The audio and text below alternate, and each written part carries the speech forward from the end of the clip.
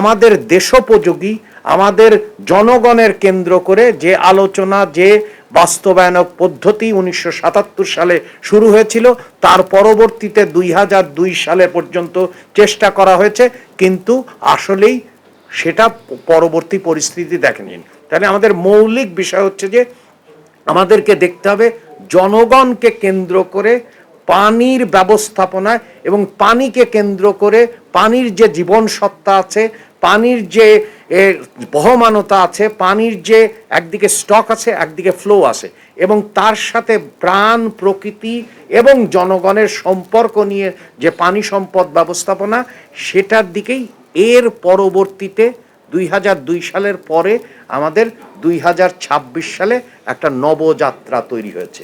পানি সম্পদ ব্যবস্থাপনায় যে বিষয়গুলো দরকার, অর্থাৎ সেটা উত্তর পশ্চিমের হোক, দক্ষিণ পশ্চিমের হোক, বা উত্তর পূর্বের হোক, যেমন হাওর বাওর, আমরা ইতিমধ্যেই কাজ করছি।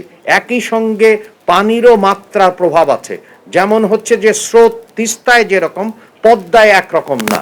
তার মানে সামগ্রিক জনকেন্দ্রিক পানি ব্যবস্থাপনা, যেখানে জীববৈচিত্র্য থাকবে, যেখানে প্রাণ থাকবে, প্রকৃতি থাকবে এবং মানুষ থাকবে, অর্থাৎ হিউম্যান এবং নেচারের ওয়েলবিং, অর্থাৎ মানুষ এবং প্রকৃতির যে ওয়েলবিং, এবং সেইটাকে কেন্দ্র করে যে প্ল্যান, সেটা কিন্তু এইখানে আমরা আমাদের বর্তমান সরকার, অর্থাৎ মাননীয় প্রধানমন্ত্রী জনাব তারেক রহমানের সরকার, সেগুলো বাস্তবায়িত করছেন। কারণ অনেকগুলো আইডিয়ার বুদবুদ ছিল। পদ্মা ব্যারেজের একটা পরিপ্রেক্ষিত আছে, সে পরিপ্রেক্ষিত আমাদের জানা।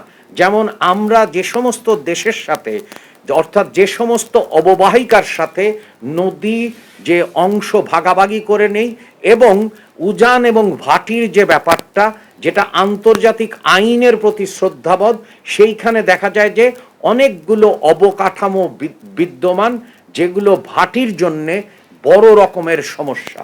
সেখানে আমরা উদাহরণ দিতে পারি যে 942টি এই পানি নিয়ন্ত্রণ অবকাঠামো বিদ্যমান, এবং সেইখানে কিন্তু আমাদেরকে, যেমন আমরা আলোচনা করতে চাই, সেই বিষয় সম্পর্কেও আমাদের সবাইকে সচেতন হতে হবে। অর্থাৎ জাস্টিস, ফেয়ারনেস এবং লোয়ার রিপারিয়ান কান্ট্রির যে ন্যায়সঙ্গত দাবি, সেইখানেও আমাদের অনেকাংশে আমাদেরকে আরও ঘাটতি আছে।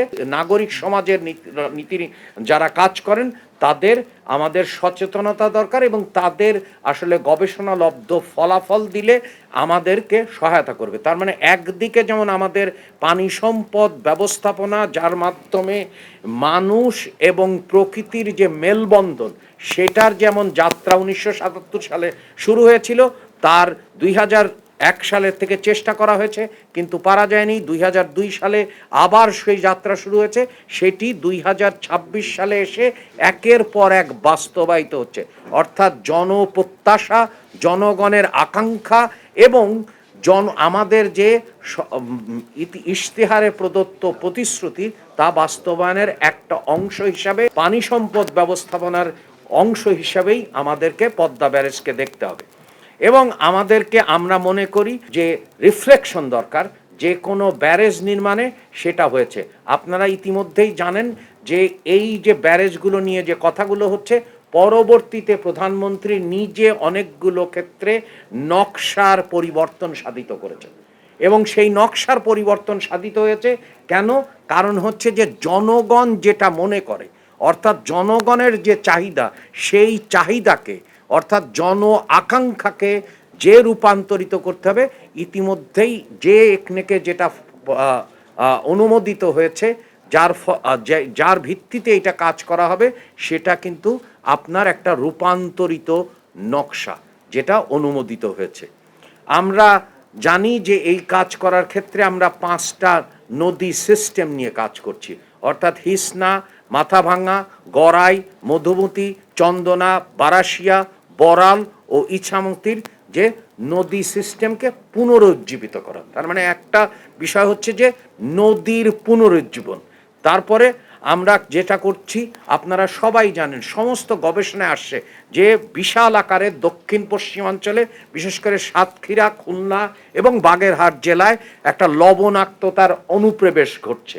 সেইটাকে আমরা কিভাবে, কারণ যে আলোচনাটা হচ্ছে যে বর্তমান পরিস্থিতির আলোকে যেন সিদ্ধান্তগুলো গ্রহণ করা হয়। আমরা দক্ষিণ পশ্চিমাঞ্চলের নদীসমূহের যে পলি সেগুলো অপসারণ করে যশোরের ভবদহ সহ অন্যান্য এলাকায় জলবদ্ধতা হ্রাসও এই প্রকল্পের অন্যতম উদ্দেশ্য।